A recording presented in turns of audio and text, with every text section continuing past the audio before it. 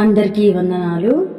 సమస్త మహిమ ఘనత ప్రభావాలు దేవునికి చెల్లాలని నేను కోరుకుంటున్నాను.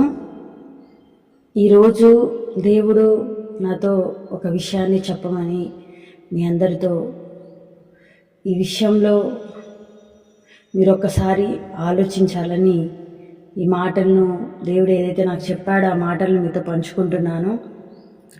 ఏ విషయం అంటే, మనుషుల చేత ఎన్నుకోబడిన వ్యక్తి మరియు దేవుని చేత ఎన్నుకోబడిన వ్యక్తి, ఇద్దరి గురించి నేను మాట్లాడాలనుకుంటున్నాను. మనుషుల చేత ఎన్నుకోబడిన వ్యక్తి ఎవరంటే సౌలు.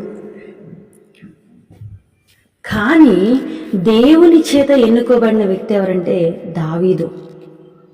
సౌలు దావీదు జీవితాన్ని మనం బాగా తరచి చూసినప్పుడు, సౌలు జీవితాన్ని దావీదు జీవితాన్ని కంపేర్ చేసుకున్నప్పుడు చాలా విషయాలు మీకు అర్థం కావాలి. ఈ లోకంలో ఎన్నుకోబడిన వారి సంగతి, ఎన్నుకోబడని వారి సంగతి కూడా మీకు తెలియాలి. మీరు ఎందుకు ఇంత స్ట్రగుల్ అవుతున్నారు, మిగతా వాళ్ళు ఎందుకు స్ట్రగుల్ అవ్వట్లేదు అనే విషయం కూడా మీరు అర్థం చేసుకోవాలి. ఇలాంటివన్నీ అర్థం కావాలి మీకు ఖచ్చితంగా అంటే, మీరు దేవుని చేత ఎన్నుకోబడిన వ్యక్తిని, ప్రజల చేత ఎన్నుకోబడిన వ్యక్తిని కంపారిటివ్ చేసుకోవాలి. నేను ముందుగా ప్రజల చేత ఎన్నుకోబడిన సౌలు జీవితం గురించి మాట్లాడుతున్నాను. సౌలు ఏం చేస్తాడండి? దేవుడి చేత ఎన్నుకోబడతాడా? కాదు. దేవుడే ఇజ్రాయేల్ ప్రజలకు రాజుగా ఉందామని అనుకుంటే దేవుని అంటారు, నువ్వు కనబడవు వినబడవు, మాకు ఒక రాజు కావాలి. ప్రతి ఒక్క అంటే చుట్టుపక్కల ఉన్న రాజ్యాల్లో ఎలా అయితే రాజు కావాలి అని ఉందో అలాంటి రాజు మాకు కావాలనేసి ప్రజలు దేవుణ్ణి ఏమంటారు, దేవునికి మొరపెట్టారు. మొరపెట్టినప్పుడు దేవుడు ఏం చేస్తాడు? సౌల్ని పంపించి రాజుగా నియమిస్తాడు. ఎందుకంటే వీడు ఊరుగా మాకు కావాలి కావాలి కావాలి అని టార్చర్ చేస్తున్నారు. ఇంకా దేవుడు ఏమంటాడు? వాడు చెప్పినా వినే పరిస్థితుల్లో లేదనేసి ఒక వ్యక్తిని రాజుగా నియమిస్తాడు. అతనే సౌలు. అంటే ఈ ప్రజలు మొరపెట్టడం ద్వారా దేవుడు నియమించిన ఒక వ్యక్తి సౌలు. సౌలు ఏం చేస్తాడండి? రాజసింహాసనం ఎక్కుతాడు. దానివల్ల ఏమన్నా ఇజ్రాయేల్ ప్రజలకు మంచి అయిందా? లేదు. ఇజ్రాయేల్ ప్రజల్ని బానిసలుగా చేస్తాడు. కనీసం వాళ్ళకి కావాల్సిన అవసరతలు కూడా తీర్చడం, వాళ్ళందరూ బానిస బతుకులు అవుతారు. ఎప్పుడైతే ఇక్కడ చూడండి, మీ చిత్తం దేవుని జీవితంలో జరిగించాలని మీరు మొరపెడతారో అదైతే జరుగుద్ది, కానీ దానివల్ల వచ్చే ప్రతిఫలం చాలా బ్యాడ్గా ఉంటుంది. మీరు చేస్తున్నారు, జరిగిస్తున్నారు, కానీ మీరు ప్రతిఫలాన్ని సరైన విధంగా పొందుకోలేకపోతున్నారు. మీ మీదకి శాపం వస్తుంది.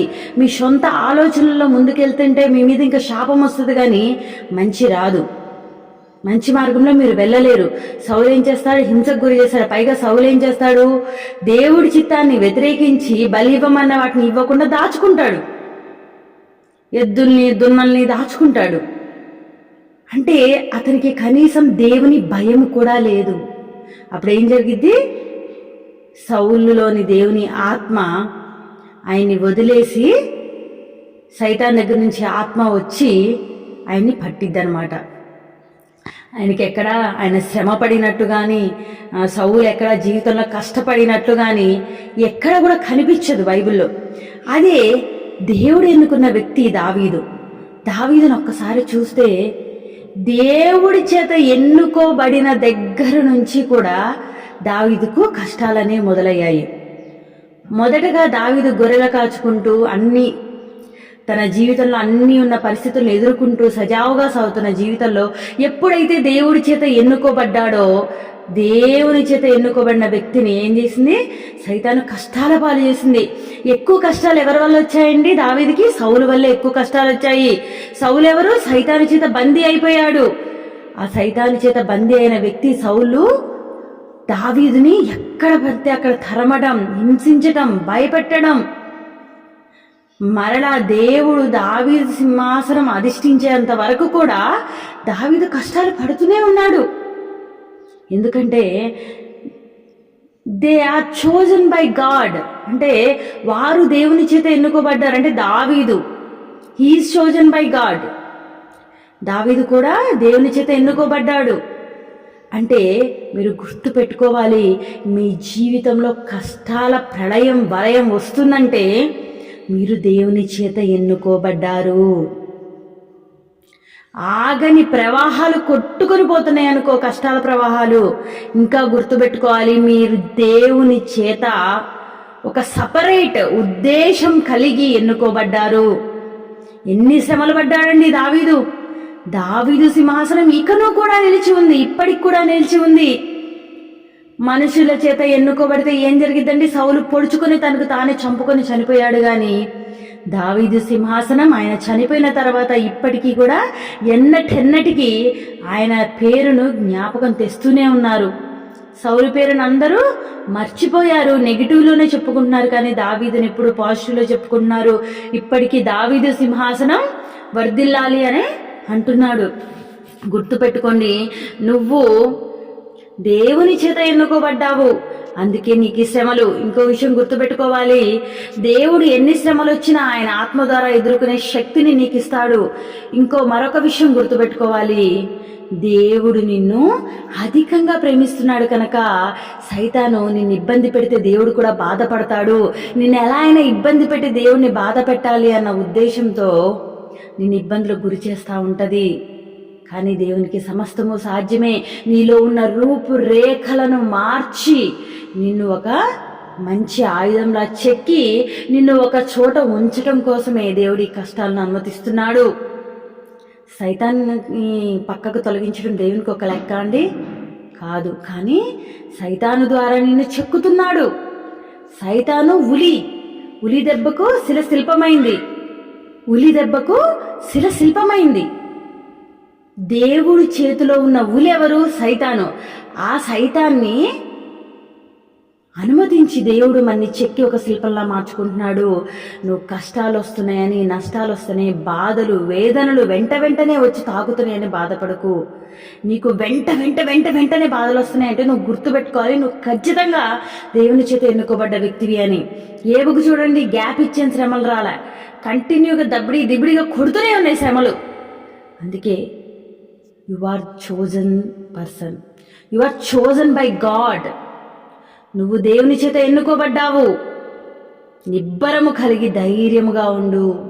వాక్యమనే ఖడ్గము ధరించుకొని, ప్రార్థన అనే ఆయుధాన్ని చేత పూనుకొని, సర్వాంగ కవచము ధరించి, దేవుడు ఎప్పుడు నీకు మేలు చేస్తాడా అని బూడిదలో మూతి పెట్టుకొని చూడు. దేవుడు నిన్ను స్తంభం మీద నించోపెట్టే రోజు వస్తుంది, అందరి ఎదుట నిలబెట్టే రోజు వస్తుంది. అది దగ్గరలోనే ఉంది. అది నా జీవితంలో జరిగింది, చాలామంది జీవితాల్లో జరిగింది, నీ జీవితంలో కూడా జరగబోతుంది. అలా అని దేవుడు కష్టాలు మాన్పిస్తాడు, కష్టాలు పోతాయి, హ్యాపీగా దర్జా లైఫ్ ఎంజాయ్ చేస్తామని మాత్రం అనుకోకు. కష్టాలలోనే క్రైస్తవ జీవితం కడతేరుతూ దేవుని దగ్గరికి చేరుతూ సమాధానం పొందిద్ది. అంతేకాని కష్టాలను పక్కన పెడితే అది క్రైస్తవమే కాదు, క్రైస్తవ జీవితమే కాదు.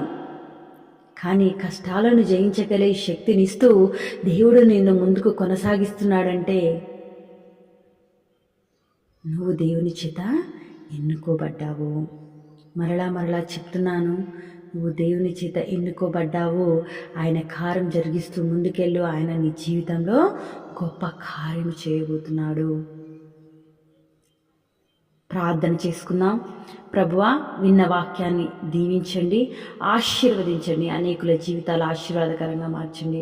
ఎవరైతే నా జీవితం ఏంటి ఇలా అయిపోతుంది అని వేదన బాధపడుతున్నారో, నీ చేత ఎన్నుకోబడి బాధల్లో కూరుకుపోయే వారందరికీ ఈ మెసేజ్ ఒక బ్లెస్సింగ్ లాగా మారాలని, వాళ్ళు బలం పొందుకొని నీ వైపు మరలా తిరగాలని, సమస్త మహిమ ఘనత ప్రభావాలు నీకే ఆరోపిస్తూ ఈ కొద్ది ప్రార్థన జరిగిన యేసుక్రీస్తు నామములో నడుచున్నాం తండ్రి, ఆమేన్. ఈ వాక్యం మీరు వినడమే కాదండి, అనేకులకు షేర్ చేయండి, ఛానల్ని సబ్స్క్రైబ్ చేయండి, లైక్ చేయండి. దీని ద్వారా అనేకులకు సువార్తను అందించిన వారిలో మీరు కూడా ఒకరవుతారు. సువార్త సేవలో మీరు కూడా పాలిభాగస్తులు అవుతారు. దేవుడు మిమ్మల్ని దీవించునుగాక. ఆమేన్.